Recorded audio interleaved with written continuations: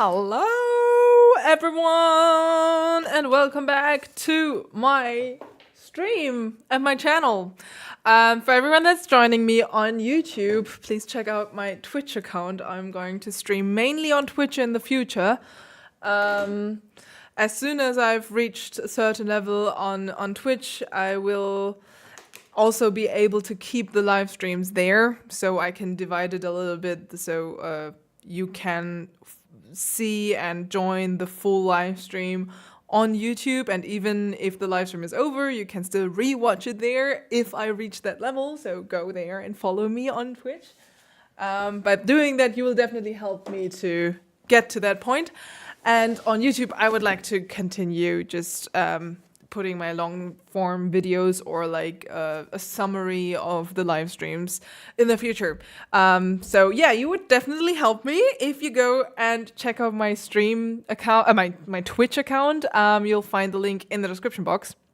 Hello to everyone that's joining. Super cool that you are tuning in again. Today we are going to talk about, well, one of my favorite composers, Frédéric Chopin, and his ballades. I'm using the EKIA edition, by the way, everyone that's wondering. It looks like this, and this is also the official version that's being used officially for the Chopin competition. So I would claim that this is probably with the Chopin edition with the newest research included, and I can definitely recommend this. Actually, it has lots of good comments, and it's written in a very nice way, so you can read it very, very well. For everyone that's wondering which editions to buy, I can totally recommend this EKIA edition, but also the Henle edition, as always. I love Henle. I'm a huge Henle fan. Hello, Davidson from Twitch.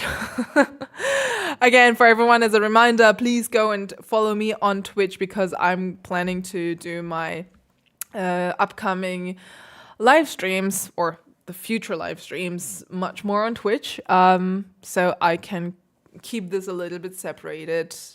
Long form videos on YouTube, live streams on Twitch, and if you help me to reach a specific level, I can also keep the live streams there, so for you to rewatch if you missed it. Ramo 886, I'm sorry, but this doesn't have any how do you say, place here in this chat, any political stuff. We're not going to talk about any politics here. I'm sorry. All right, guys. So today we are going to talk about the fourth ballade, and I would like to divide this up into several streams because there's so much material to talk about. And Davidson is asking, is there any option for abonnement?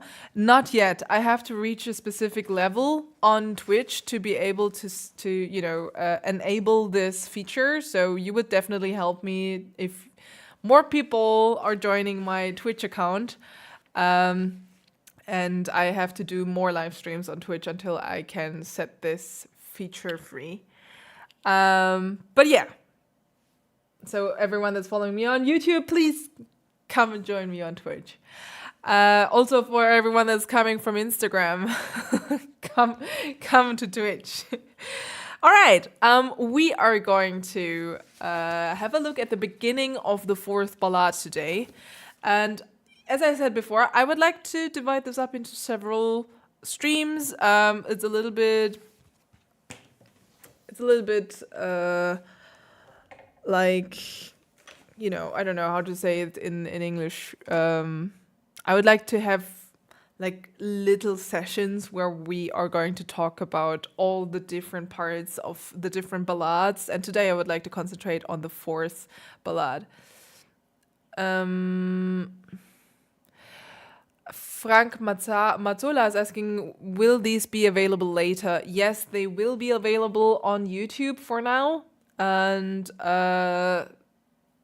in the future, as I said before, in the future, I would like to keep everything from the live streams on Twitch, but I will also share like summaries on YouTube with like the best moments or like the most interesting parts of the live streams, because as you can see, I'm talking a lot during a live stream, and that's also fun as long as it's live.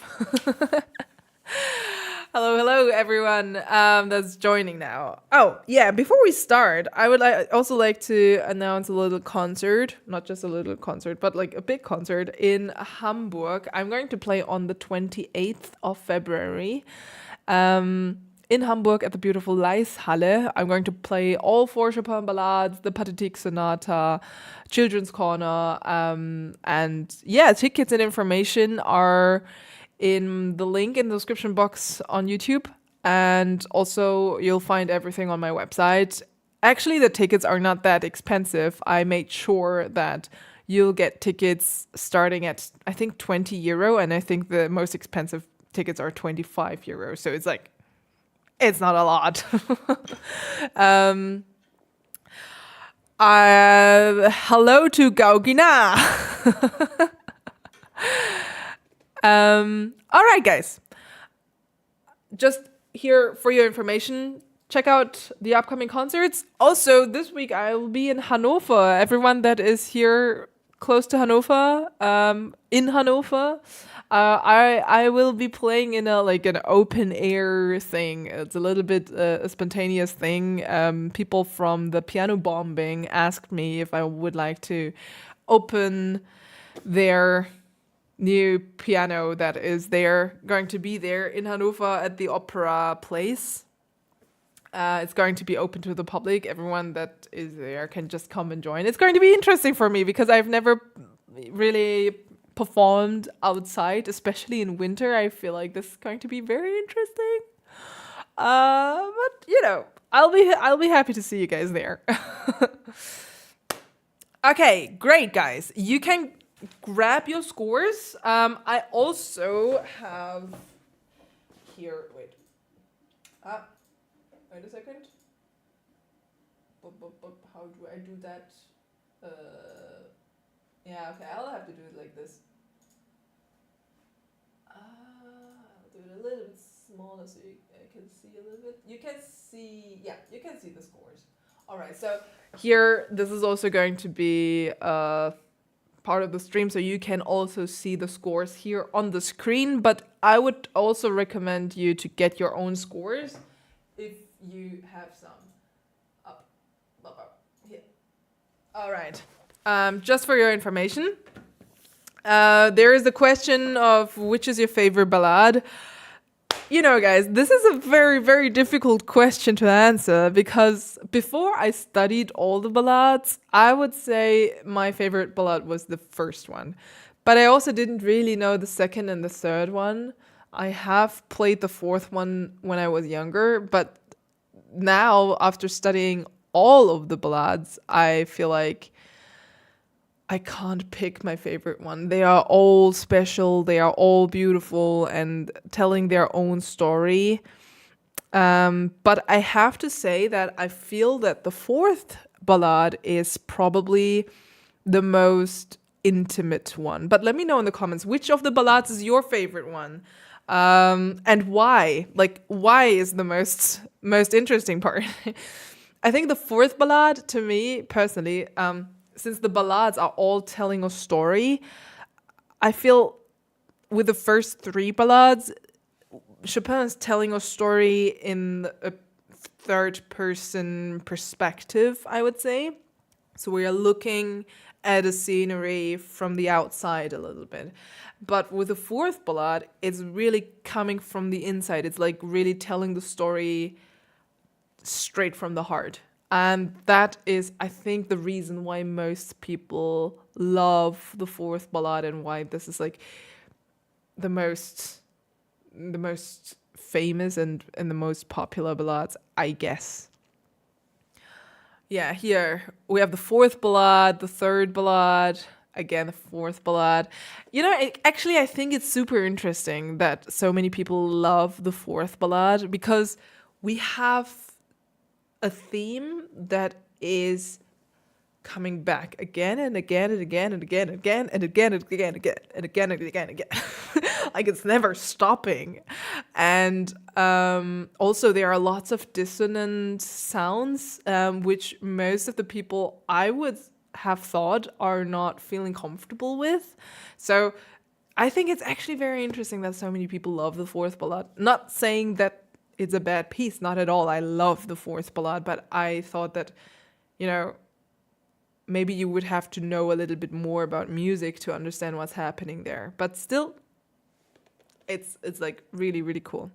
All right, guys, we are going to start now with the beginning. I would just like to concentrate on the very beginning of this piece today. And every Monday, we are going to have the Masterpiece Monday. Not every Monday. Next Monday, I am not here, unfortunately.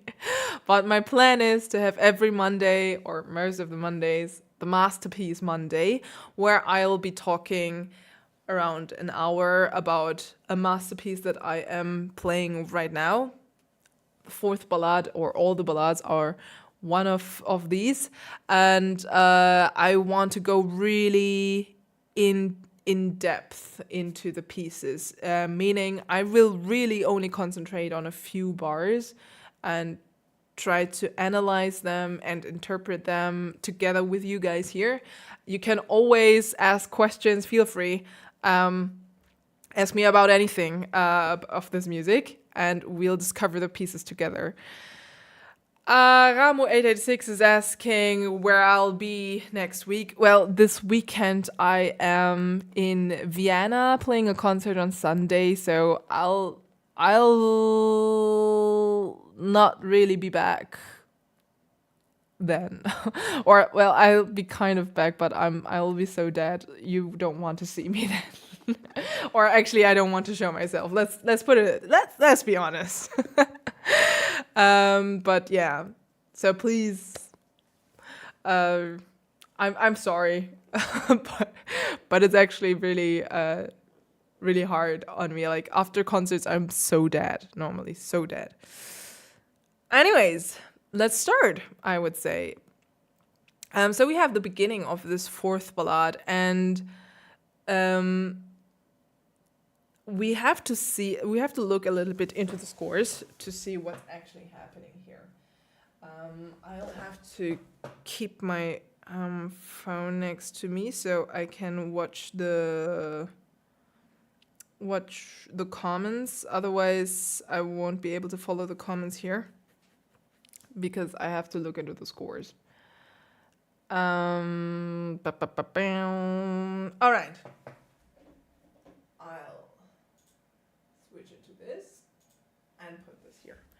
Now it should be visible to everyone, the scores. Let me know if there are any problems, if you can't see something, but you should be able to see something.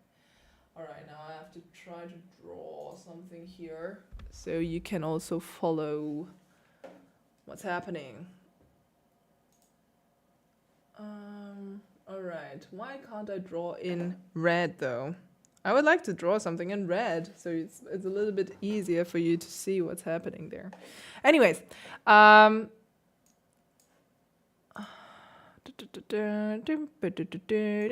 we have, what? Why can't I draw anything?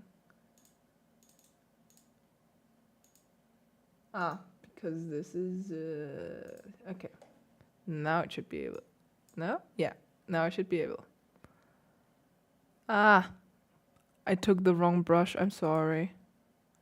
Now I should be able. Yeah. All right. Unfortunately, I can't draw. Wait, let me see. Maybe I can. No, I can't. I don't know why. Anyways, so we have to look into the beginning here. Again, the wrong brush. I'm stupid. Anyways.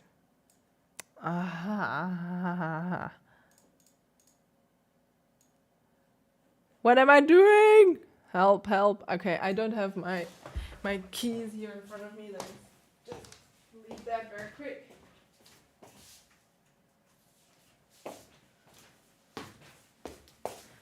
Okay, now After having lots of technical troubles, I'll find the right brush. I found the right brush. All right.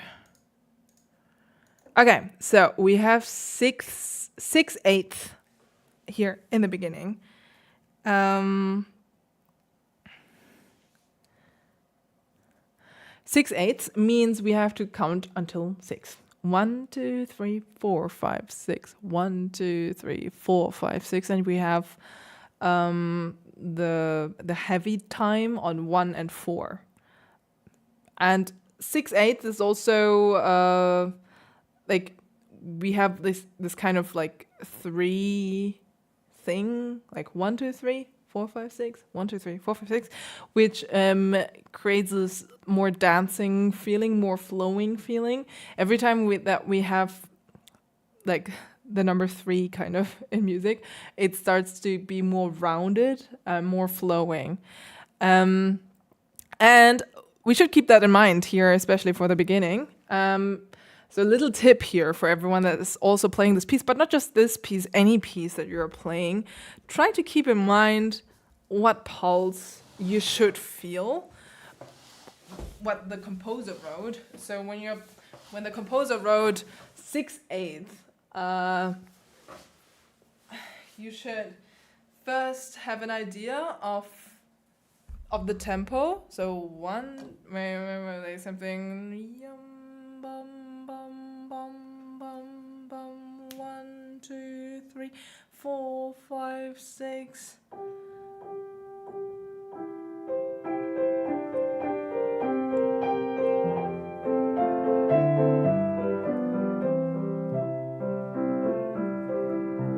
And you should just glide into the tempo and not just start playing and like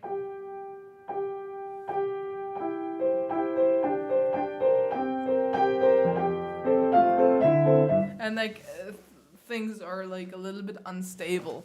That's not very Chopinesque, if you want. So try to first think of the tempo, get into the pulse before you start playing. The music is already starting before you start to hit the first note. All right. Now, what I think is interesting is that in the very beginning, up until the point where we hit the first bass note here, I don't know, can you actually see that? Yeah, that first bass note. It's a little bit difficult to tell where the 1 is or where the heavy points of the music are. Because you could also think in yum bum bum. Because of the left hand, like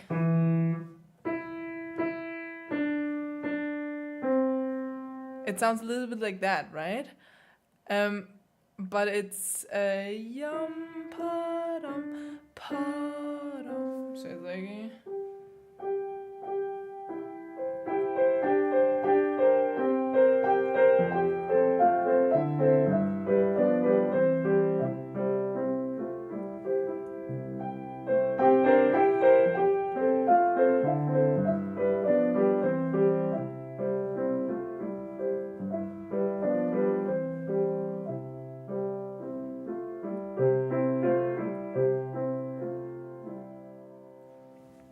Now, what else do we have here? We are starting, like all the other ballades as well, we are starting with only 1 note, which I think is actually very interesting. Of course, we have 2 voices, but it's the same note, like G, as an octave. So they are starting unisono. All the other ballades, by the way, are also starting with either an octave or just 1 note, but all of them, like, it's the same note if you want. So the very first ballad is also just starting with a C and then and so on and so on. But it's not very clear. Like, if you're just starting with 1 note, an empty octave, the G, you can turn out anywhere. Like, it can be anything. It can be G major, it can be C major, it can be C minor, It can be E minor, or E flat major, or whatsoever. Like, there are so many different, or G minor. There are so many different possibilities, and the way, like, the world is opened in that beginning. So up to the point where the left hand enters and we are getting more information about the harmony, this is completely free. Like, I don't know if you understand what that means. It's just that up to this point, so the very first three notes, it can be anything. And now it's up to us as interpretation, let's say, if we want to already tell the audience where the journey is going to, right from the very first note, or if we want to keep it free and then give it more of a direction later when we also have more direction in the harmony. I would like to try different versions, just for you to get a little bit more an idea of what I'm talking about.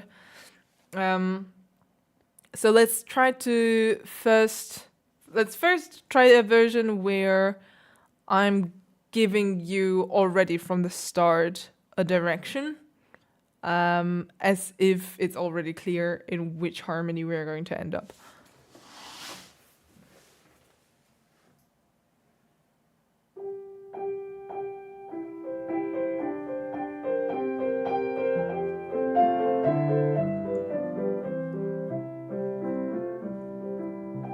And now let's try a version where I'm taking more freedom because I'm not sure in which harmony I'm going to end up. And it's more improvisational.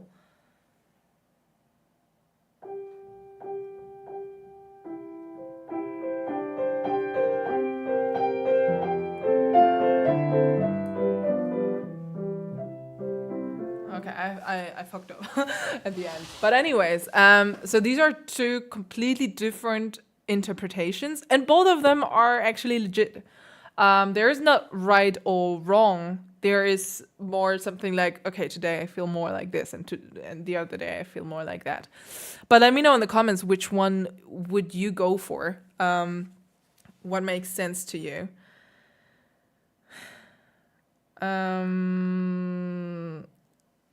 Now, let me see a little bit into your comments here. Oops.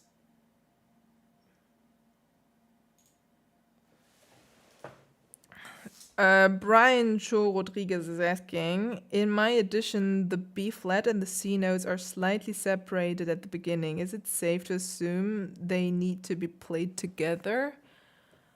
The C... wait. No, they are meant to be played together. The B flat and the C are meant to be played together, yes.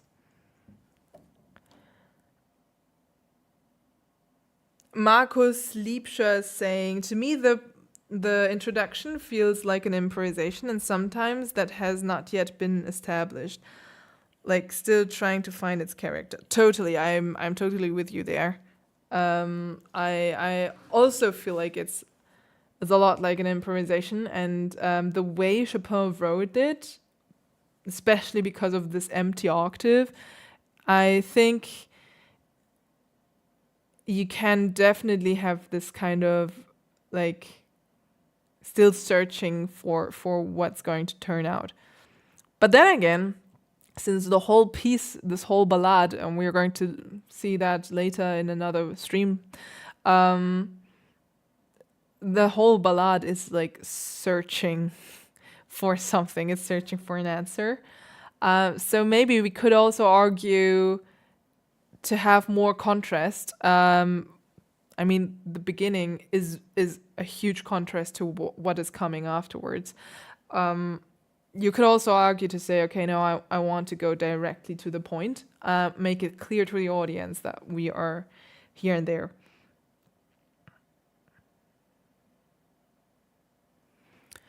All right. Then we have also Dynamics. Dynamics is like super important, guys. Don't forget the dynamics.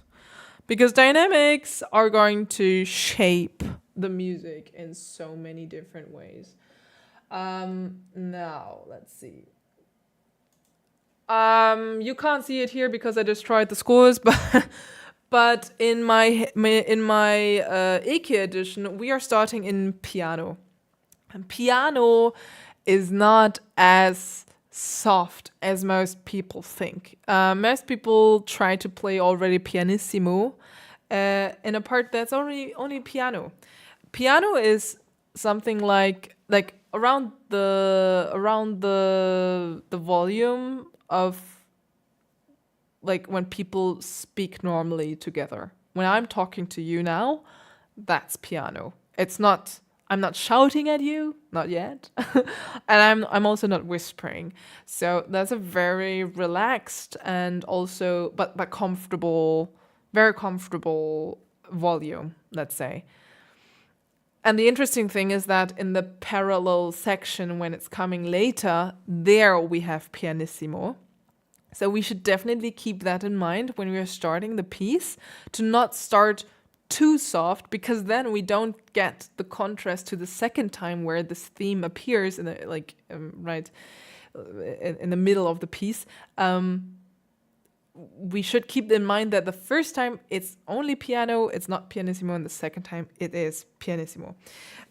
Pianissimo basically means that we just need much more tension. But we'll get to that point. I'm not going to go into details here right now, but let's try to figure out what a good piano sound would be for this beginning.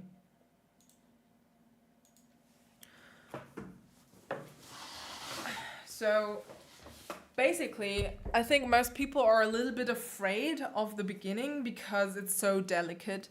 That they start too soft and then they don't really have the space to go lower than that.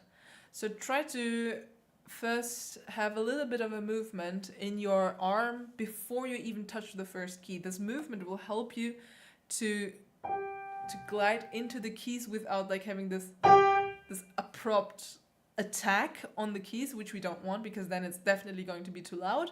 Or on the other side, be too insecure, and then one of the notes is not coming out, which you also don't want. So just try to have a little bit of a relaxed feeling, and then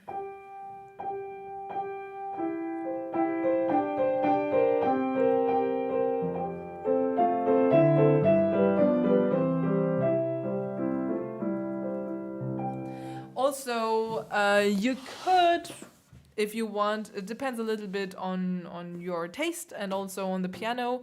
You can also add left pedal and play a little bit louder. This mix is going to, like, first of all, secure you, like when you're starting with this piece and you didn't play piano on that piano before, then you'll get a better, like you'll have a little safety net, let's say.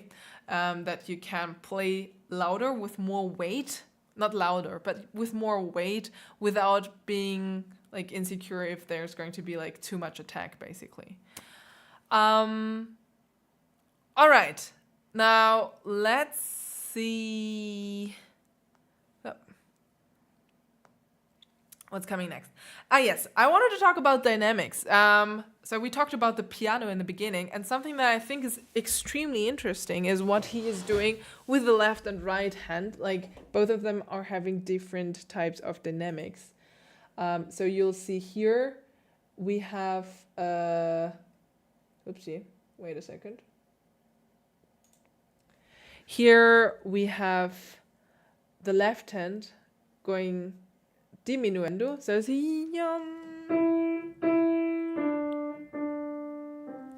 while simultaneously, and this is not written correctly in these IMSLP scores, but anyways, I'll correct this.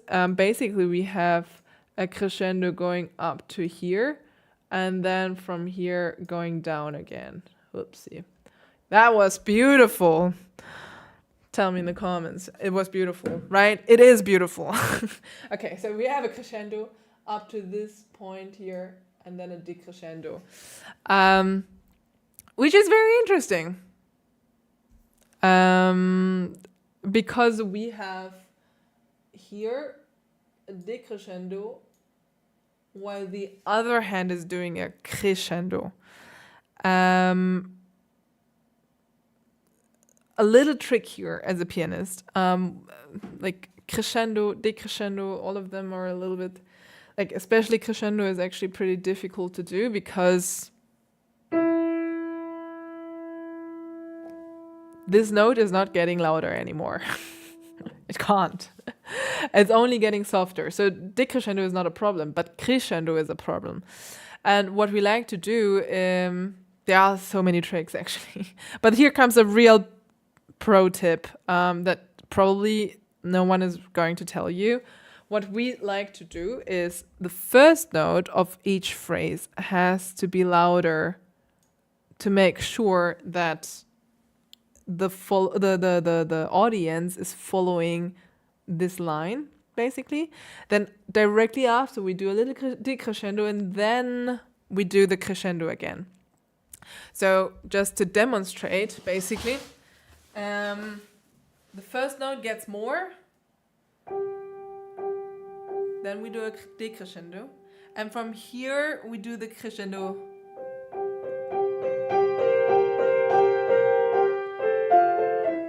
And so on. Just to give you the complete line again.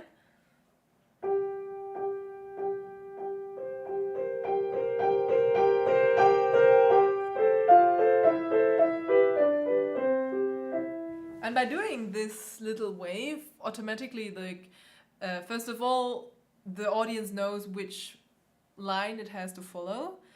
And second, the crescendo is going to appear much bigger.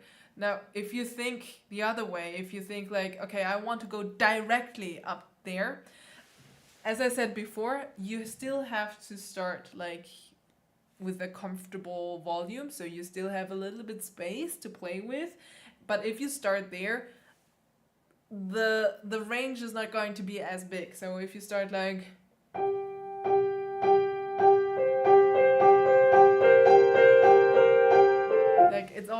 it's already pretty loud pretty early, and you don't really have a big range for the crescendo. And then you start to struggle and you're like, then I have to start softer. And then you're like,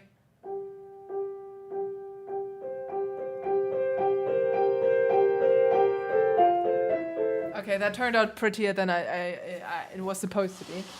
I was lucky. But just a little tip, try to first do a little decrescendo. You can still start soft, but just do a little decrescendo and then a crescendo. And for the left hand, well, the first note definitely has to have more. I don't think that if I had to sing this part, yum pa dum. Sorry, I can't sing. Probably the first one has most of the weight, I would say. So it's like, it's a little bit like,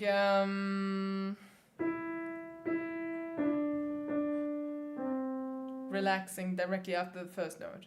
Okay, let's try to put that together.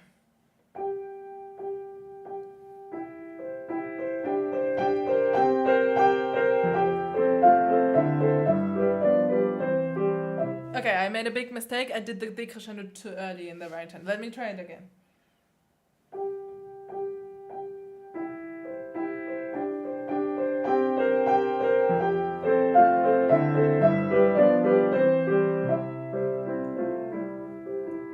Okay, let me try it one more time.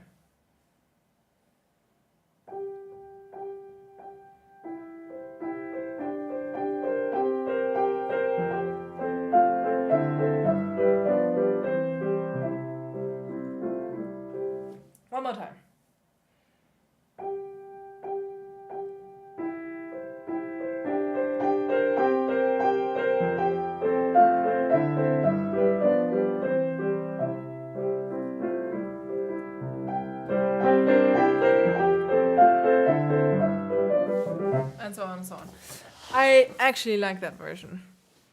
The last one, where I was not starting too soft, because, as I said, there is going to be the problem of, there are going to be so many problems if we're starting too soft. And then doing a little decrescendo, so there's space for the left hand, and then doing the crescendo as late as possible as well, so you can actually feel how the right hand is overtaking. Yeah, I like that actually. How do you like that? Let me know in the comments. I would like to see how you like it.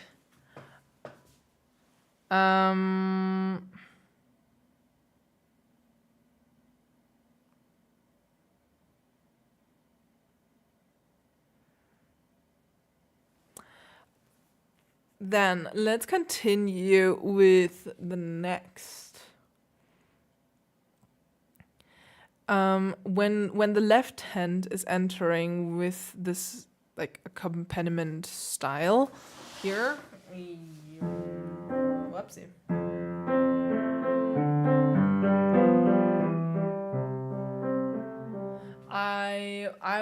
I would like to sometimes, maybe when I'm thinking about it, have this line getting out there. So it's like, yeah.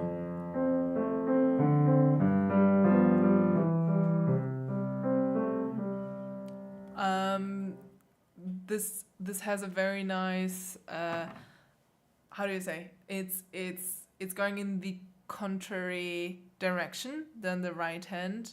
Or actually first we're going together, and then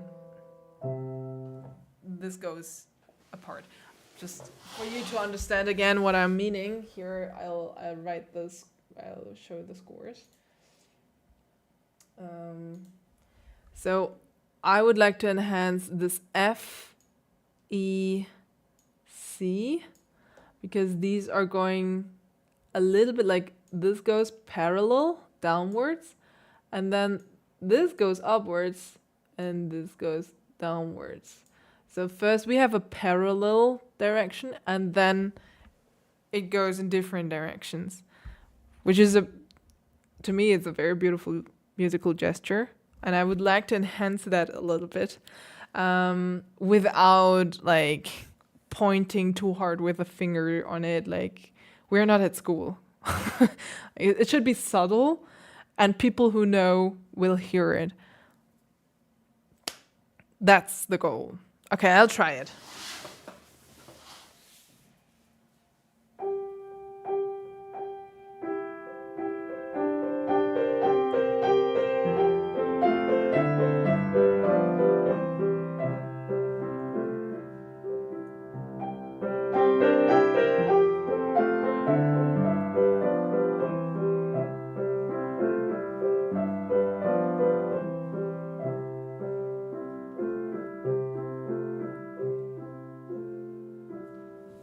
Okay. Now, something that I did not acknowledge in this last interpretation was that we'll have this figure like at least 3 times. We have it here, like this is number 1.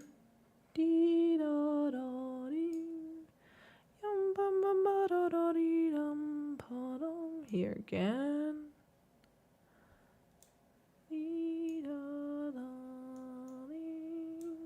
Okay, we have it 3 times, meaning we can't play it the same way 3 times. I think the first time I will enhance, like I will just focus on the big line up here. So I'll forget about the left hand here. And just make sure that everyone can hear the right hand well. Then the second time, let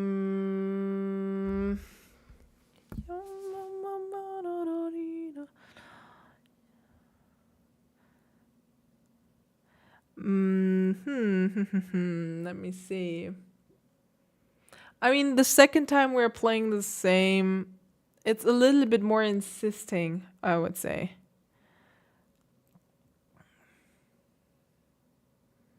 So maybe I can keep everything a little bit more simple, and we are going to talk about timing now.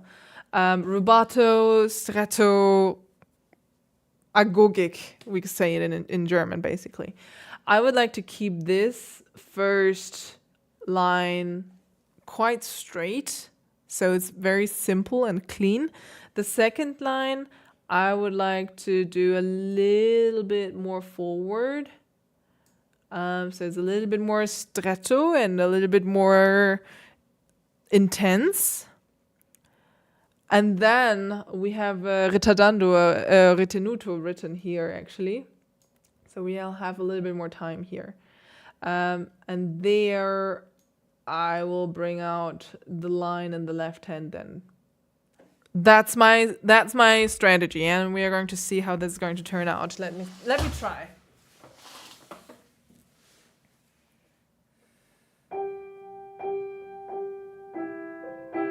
That's already too much rubato. I would like to have a little bit less rubato.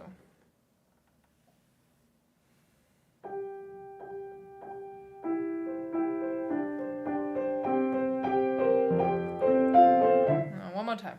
There's too much tension, too much tension.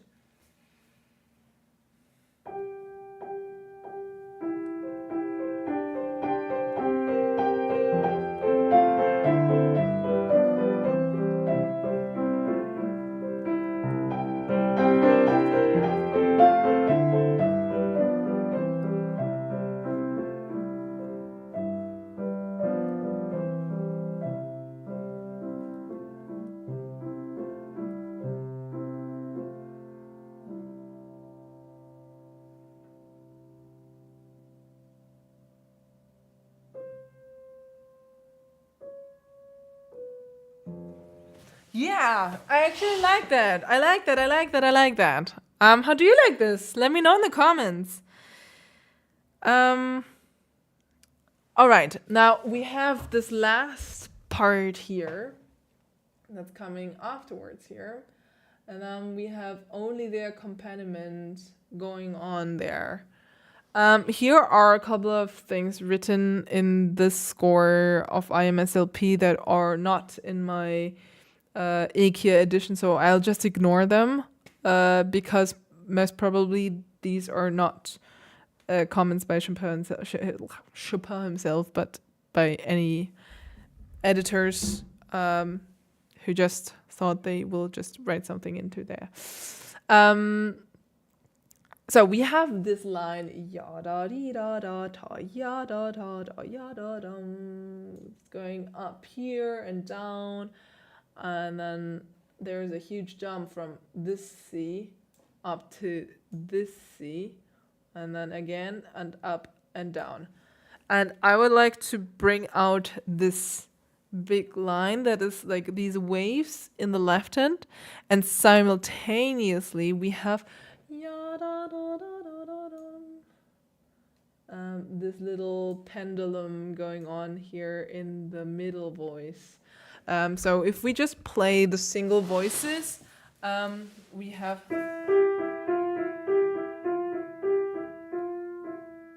and simultaneously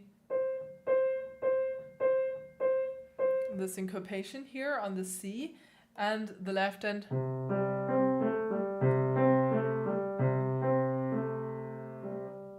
which is interesting because we don't have the lower C on a heavy beat after the first time. So we have it only the first time here.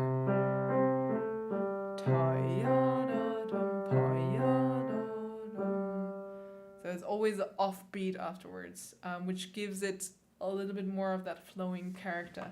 Now the question again, we have these kind of stuff repeated, meaning when we're playing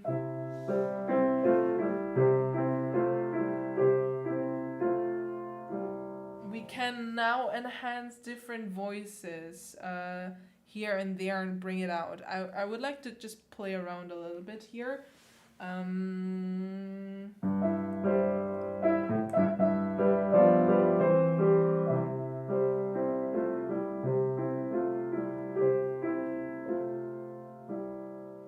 Okay, I can't hear that C up here yet. I would like to try to bring it out a little bit more.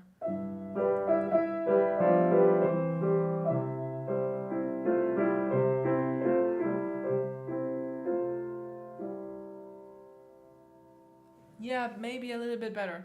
I actually like the idea of having that repeated note. Because it's reminding me of the beginning.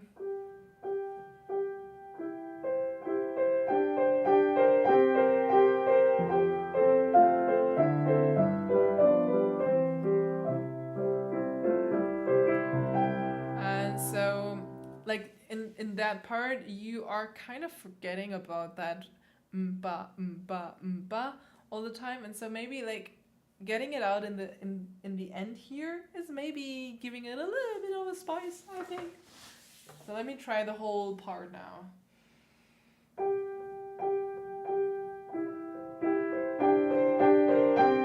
That's too aggressive. Too aggressive. One more time.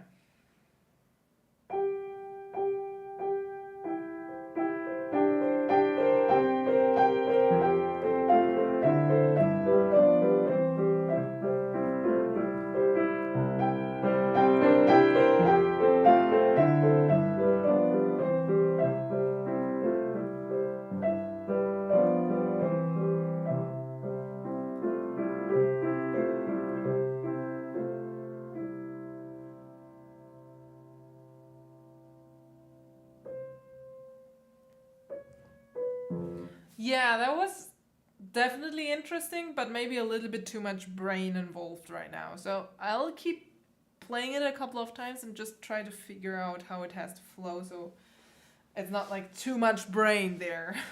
I don't like of course we have to go through that whole process, but in the end it should feel like, and it should sound like it's just flowing out and not like I'm producing this now in my brain.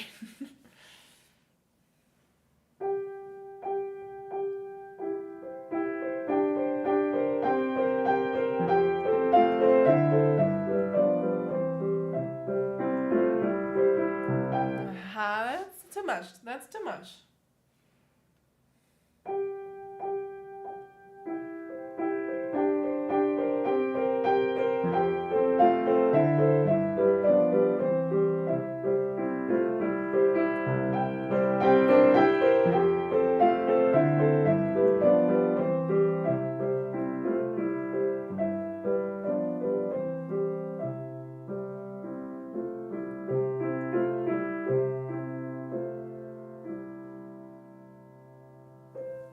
Okay, I'm taking back what I said before about the middle voice. Just by playing around now, I feel like I actually need the middle voice very much as a how do you say, a playing partner. Like just concentrating on the main melody is not enough. I need the middle voice to balance it out and to have this kind of like forward backward feeling all the time. So let's try it again.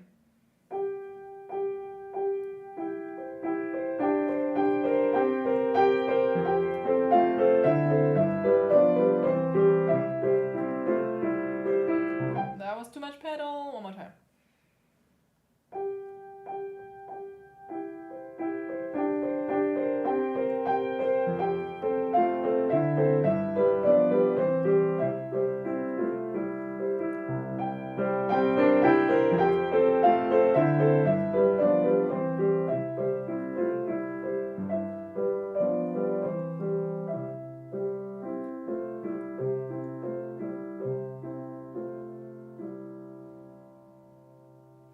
I like that version.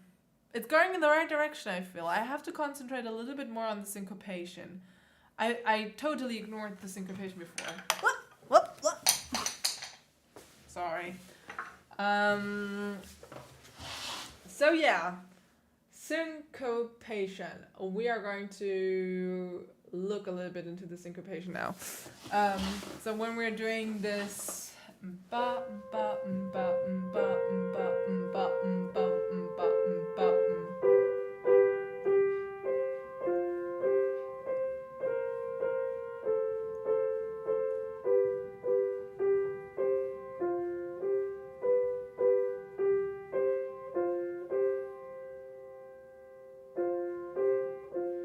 Interesting. So the syncopation itself is not really creating a nice melody or anything, but it gives us balance for the beautiful melody that's already there. Yeah, of course, because like it feels a little bit like we're getting the harmony, like the full harmony, we're getting it later than when the melody is appearing. Interesting. Okay, let's try it then again.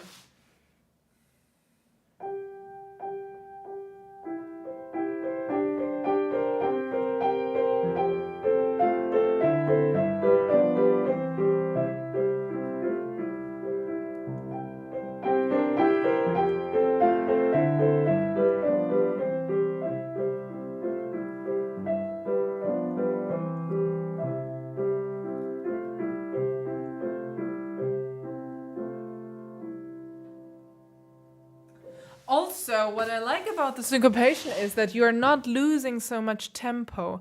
I think one big problem that many people have with this beginning is that we are losing so much tempo because like we enjoy this beautiful melody and the beautiful harmonies and so on and so on, and then there are so many details written in the music, and you want to bring out everything, and then there's one rubato and the next rubato and one more, and then it's like overloaded with rubato and retardando, and it's not beautiful anymore. I actually I have the impression that most, like not most, but a lot of people are playing Chopin a little bit too freely. We always have to keep in mind that Chopin was still very much influenced through the classical era. So having a little bit more, like a more simple approach, not in terms of like, I don't want to say that his music is easy or it's stupid or whatsoever. It's more simple, it's more noblesse, it's more elegant. And the more rubato you add on like strange parts, the more cheesy it's going to sound like, and Chopin is everything but not cheesy. Yeah, so that's the goal. Try to keep it simple and elegant and not too cheesy for this beginning. All right. Now, I have a couple of minutes left.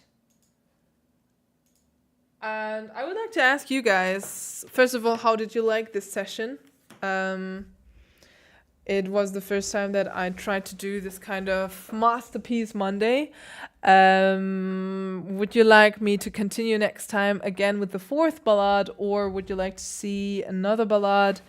Also, let me know in the comments. Or do you have like specific questions about the ballades? You can also let me know if I should cover something else. Or we can also talk a little bit about technique another time.